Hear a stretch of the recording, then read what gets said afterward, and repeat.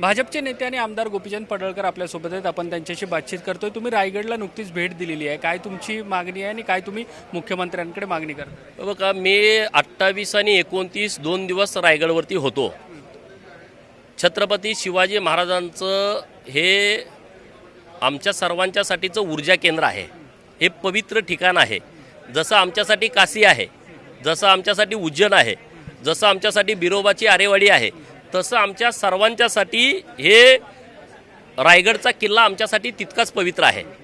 आणि मी जेव्हा तिथं छत्रपती शिवाजी महाराजांच्या समाधीचं दर्शन घेण्यासाठी आणि काही शिवभक्त छत्रपती शिवाजी महाराजांच्या हयातीत आणि छत्रपती शिवाजी महाराजांच्या पश्चात रायगडावरतीच आहेत, रायगडाची काळजी घेत आहेत, समाधीची काळजी घेत आहेत, समाधीचा दिवाबत्ती करतायत. जेव्हा कोणी हे लोक तिथं कोणी जात नव्हती तेव्हापासून, आणि त्या लोकांना कलेक्टर रायगडच्या आदेशानं पुरातत्व विभागाने तुम्ही अतिक्रमित आहात, तुम्हाला काढून टाकण्यात यावं अशा पद्धतीची नोटीस दिली. त्यांना भेटायला गेलो होतो. मी हिरकणवाडीमध्ये 28 तारखेला मुक्काम केला. हिरकणवाडीच्या परिसरातील सगळ्या गावातली लोक मला भेटायला आली. मी 3.5 तास, जवळपास 3 ते 3.5 तास मी त्यांच्याशी बोललो, त्यांच्याशी चर्चा केली, त्यांच्याकडून मी विषय सगळे समजून घेतले. त्यामध्ये एक विषय पुढं आला की या ग्रामपंचायतचं नाव छत्र निजामपूर आहे. आता मला सांगा की छत्रपती शिवाजी महाराजांच्या राजधानीचं ठिकाण, महाराजांचा राज्याभिषेक ज्या गडावरती झाला, हिंदवी स्वराज्य स्थापन करण्यामध्ये ज्या गडाचा सिंहाचा वाटा आहे, तो गड निजामपूर ग्रामपंचायतच्या अंतर्गत असणं हे योग्य आहे का? तर 100% नाही. हे अत्यंत खेदजनक आहे. हे आम्हाला मान्य नाही आहे. आणि म्हणून महाराष्ट्राचे मुख्यमंत्री माननीय देवाभाऊंच्याकडं मी आज पत्र देऊन मागणी करतोय.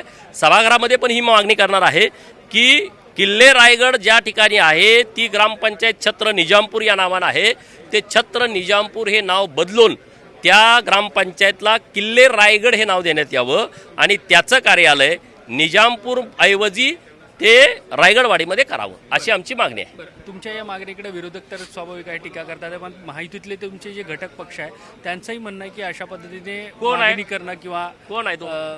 अमोल मिटकरी आहेत ते. अरे, कुणी काय म्हणतंय, कशासाठी म्हणतंय, याच्याशी काही देणं घेणं नाही. या महाराष्ट्रातल्या आणि देशातल्या कुठल्याही शिवभक्ताला विचारा ना, निजामपूर नाव चालेल का?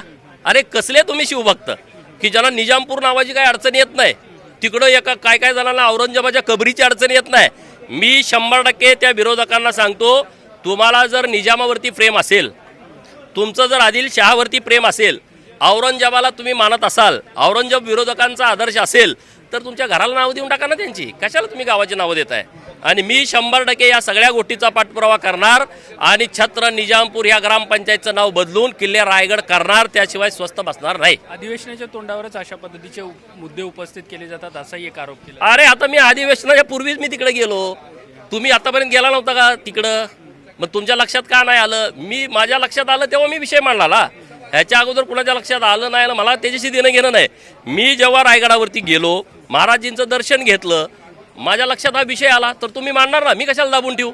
मी छत्रपती शिवाजी महाराजांच्या महाराष्ट्रामध्ये राहतो आणि छत्रपती शिवाजी महाराजांच्या विचारानं वागणं, बोलणं, चालणं करणं आमचं कर्तव्य आहे ना.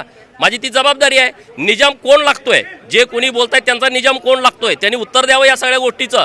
ही बाब राजकारणाची बाब नाही, ही बाब मताच्या पॉलिटिक्सची नाही, ही बाब अत्यंत महत्त्वाची आहे. आणि त्यामुळं विरोधकांनी नाक खुपसू नये आणि ज्यांना कुणाला वाटतंय निजाम, त्यांनी त्यांच्या घरावरती बोर्ड लावा. मी बोर्ड त्यांना पाठवून देतो.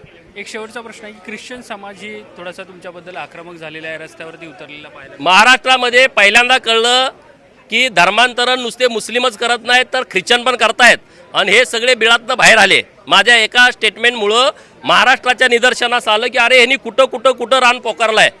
माझं म्हणणं काय आहे, जे सांगलीमध्ये ऋतुजाच्या बाबतीमध्ये घडलं, ऋतुजा गर्भवती होती, तिच्या पोटामध्ये 7 महिन्याचं बाळ होतं, तिला फसवून तुम्ही धर्मांतरित कुटुंबाशी लग्न लावून दिलं. आणि जेव्हा तिचं लग्न लावल्यानंतर तिच्या लक्षात आलं की अरे हे धर्मांतरित कुटुंब आहे, आणि ते तिला म्हणायला लागले तू उपवास धरायचा नाही, तू संकटी धरायची नाही, तू एकादश धरायची नाही, तू हिंदू पद्धतीनं पूजा अर्चा करायची नाही. अरे ती म्हटली नाही, मी हिंदू घरात जन्माला आली आहे, माझा कुलदेव बिरोबा आहे, माझी कुलदेवी माकुबाई आहे, माझा बाळूमामा देव आहे, मी सांगलीच्या गणेशाला मानते, मी असं करणार नाही. परंतु त्यांनी तिच्यावरती इतका दबाव टाकायला चालू केलं जेव्हा गर्भसंस्कार करायची वेळ आली, म्हणजे ज्याला आपण डोहाळे जेवण म्हणतो हिंदू पद्धतीनं, डोहाळे जेवण करायची वेळ आल्यानंतर आईनं तयारी केली, तिचे वडील डॉक्टर आहेत, त्यांनी तयारी केली की आता डोहाळे जेवण करायचं. घरातल्यानी दबाव टाकला, तो पादरी येऊन सांगायचा ही मुलगी सैतान आहे. सैतान का? तर हिंदू पद्धतीनं हे सगळं पूजापाठ करते, तुमचं ऐकत नाही. घरात मोबाईल फुटला तर तो म्हणायचा ही सैतान आहे, हिच्यामुळे तुमचं नुकसान झालं. काय 4 पैशाचं नुकसान झालं का? हिच्यामुळं झालं. अरे म्हणजे ही तुमचं बायबल वाचत नाही मग ही सैतान झाली, ही तुमच्या चर्चमध्ये येत नाही म्हणून ही सैतान झाली, ही तुम्ही सांगाल त्या पद्धतीनं ख्रिश्चन पद्धतीनं गर्भसंस्कार करत नाही म्हणून ही सैतान झाली. तिच्यावरती एवढा दबाव टाकला आणि ते ऐकायला तयार नाहीत. शेवटी त्या मुलीनं आत्महत्या केली. ती म्हणली मी धर्म बदलणार नाही, मी हिंदू धर्मात माझा जन्म झाला आहे, हिंदू धर्मातल्या परंपरेचं मी पालन करते, माझ्या आईनं माझ्या वडिलांनी मला ती शिकवण दिलेली आहे आणि पोटातल्या गर्भासहित तिनं आत्महत्या केली. आता मला सांगा ह्या पादरीला अटक केली पाहिजे का नाही? ज्यानं हे सगळं षडयंत्र केलं. आणि म्हणून मी भूमिका मांडली, अरे हिंदू समाजातली लोक कधी कुणावरती दबाव टाकतायत का तुम्ही हिंदू धर्मात या म्हणून? कधी फसवी आमिष देतायत का? मग ह्या पादरी लोकांनी गावागावात जायचं, तुम्हाला रेशन देतो, तुम्हाला कपडे देतो, तुम्हाला शाळेची पुस्तकं देतो, तुम्ही दवाखान्यात आहे तुमच्यासाठी आम्ही प्रार्थना करतो, काहीतरी पाण्यात गोळ्या टाकायचं आणि मग येशूनं चमत्कार केला आणि मग तुम्ही घरातले देव काढून नदीत टाका, आमच्या देवाला शिव्या द्यायच्या, हे कसं काय चालेल? आणि म्हणून माझी भूमिका कालही होती, आजही आहे, उद्याही आहे. जर कोण पादरी कुठल्या गावामध्ये धर्मांतरण करण्याच्या हेतूनं जर गावात घुसला तर त्याला ठोकून काढा.